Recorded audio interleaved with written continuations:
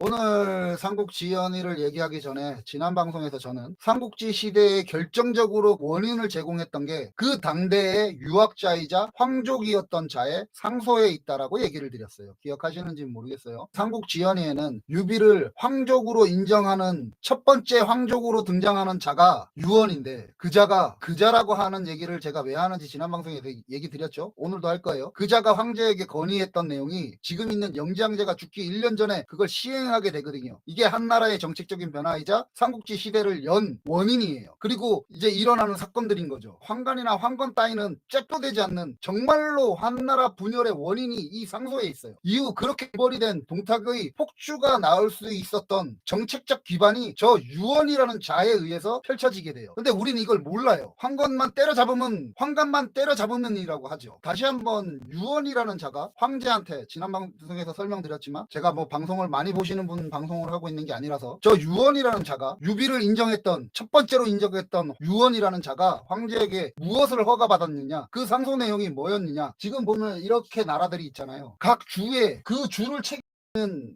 사람들을 자사라 그랬어요. 주자사라고. 이 주자사라는 건 감찰관 역할이에요. 제가 설명을 조금 쉽게 하면 이런 거예요. 경기도에 도지사가 있는데, 이 도지사는 양천군이라고 하는 그 경기도 내에 있는 군에, 군수가 거기에 치안을 감독하는 경찰 같은 군사 조직이 있을 거 아니에요. 이런 각 군이 어떻게 행정적으로 되고 있고 군사가 어떻게 운영되고 있는지를 감찰하는 역할을 경기도지사가 하는 거예요. 이랬던 시대였던 거예요, 한나라는. 그러니까 실질적으로 경기도지사는 실권이 거의 없었지. 그래서 국군을 담당하고 있는 태수보다 녹봉이 적었어요. 지위도 적었고, 어느 정도였냐면 자사가 승진을 해서 태수로 가는 정도였어요. 그러니까 실질적인 어떤 역할이 아니었지. 감독관도 아니었던 거야. 그러니까 감찰관에 가까운 형태였던 거야. 그러한 지위가 주의 그 주자사가 했었던 역할이었어요. 그런데 저 유원이라는 자가 어떤 짓을 했냐면, 여기에 이 당시에 도둑들이 일어나는 걸 진짜 한 6년에서 10년에 걸쳐서 막고 이럴 만큼 잘 안 되는 거든 이게. 그러니까 이 실권이 없는 감찰관 역할에 불과했었던 주자사를 행정적으로 군사적으로 독립의 성격을 갖게 만드는 주목을 만들어요. 그걸 상소를 해요. 그래서 관직의 정체성이 완전히 바뀌어버리는 거야. 이러면 이제 어떻게 되냐면, 감찰관 정도의 역할을 했던 주자사가 이제는 경기도지사가 군대를 운영하게 된 거예요. 가령 아까 얘기해드렸던 양천군이라고 하는 곳에 경찰 병력이 있다고 대한민국엔 영향이 없잖아요. 근데 주목이 군대를 갖고 있으니까, 경기도지사가 군대를 갖고 있으니까 이제는 대한민국에 영향을 안 줄래 안 줄 수가 없는 거지. 힘이 세진 거지. 그죠? 이런 성격을 바꿔버려요. 그걸 상소를 해요. 그리고 지는 익주로 들어가요. 그리고 2대에 걸쳐서 왕과 같은 역할을 하는 군벌이 돼요. 이게 저 유원이라는 자, 황족이라는 유원이라는 자, 당대의 유학자라고 평가받는 그 유원이라는 자가 황제에게 건의했었던 내용이고, 그리고 지는 가서 왕이 된 거야. 익주로 들어가 버려서. 그 아들 유장까지 해먹고 그 다음에 유비한테 그 나라를 뺏기잖아요. 이렇게 가요. 이전에 한나라는 각 주가 반발할 수 없도록 군사력을 억제를 시켜놨어요. 그래서 현 단위에서 치안 병력밖에는 없었던 상황이야. 그러니까 양천군의 치안 병력, 경찰 같은 치안 병력밖에는 없는 상태의 군인대였던 거예요. 얘네들이 뭔 짓을 해도, 그러니까 하다못해 집단을 이루는 도적조차도 못 막았어. 그걸 6년에서 10년 가까이 막아버릴 수밖에 없는 나라였던 거야. 왜냐면 중앙에서 군대를 내려보내거든. 그래도 황제는 중앙에 힘이 있잖아요. 이런 정책 변화를 만들어 놓은 게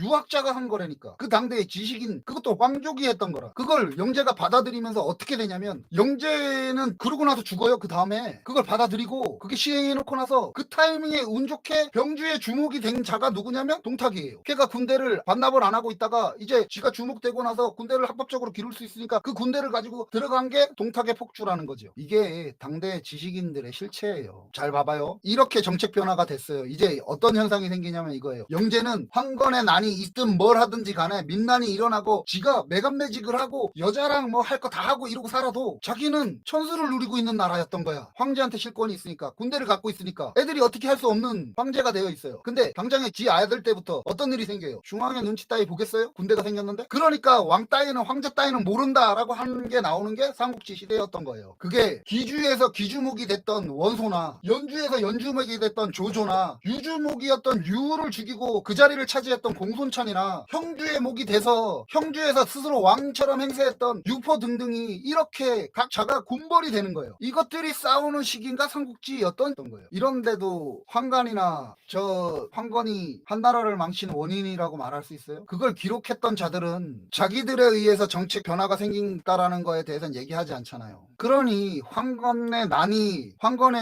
184년에 일어나서 영제가 사망하는 189년까지 그 5년이라는 시간 동안 영제 자신은 절대 군주로서 진짜 할 것 다 하고 살거든. 그리고 나간중이나 자기 시대 이후의 역사를 기록했던 자들은 자기 시대에 황간이 나서면 안 되니까 황간한테 그 책임을 다 떠밀어 놓은 거예요. 황간이 잘못이야라고. 황건의 난이 정말 한나라 분열의 원인이었으면 영제가 5년이나 더 띵까띵까 매간매직 해가면서 황제로서 천수를 누리고 못 살았겠지. 근데 죽기 바로 1년 전에 빌어먹게 한 10년 전에 그랬으면 영제 스스로가 천수를 못 누렸을 건데 바로 1년 전에 저 지식인 저 유학자의 정책을 받아들인 덕분으로 자신은 천수를 누리고 자기 자식은 이제 황제 따위가 아닌 그냥 단지 명분으로만 존재하는 황제를 만들어 놓고 그런 나라를 물려줘 버린 거지. 영제라는 놈은. 이런 게 우리가 모르는 역사인 거예요. 이 역사를 알고 보면 나강중의 삼국지연이가 얘기하는 뭐 계속 이제 앞으로 계속 얘기하고 오늘 얘기도 마찬가지고 들으면 조금 다른 모습이 보일 거예요. 우리가 이때까지 봤을 땐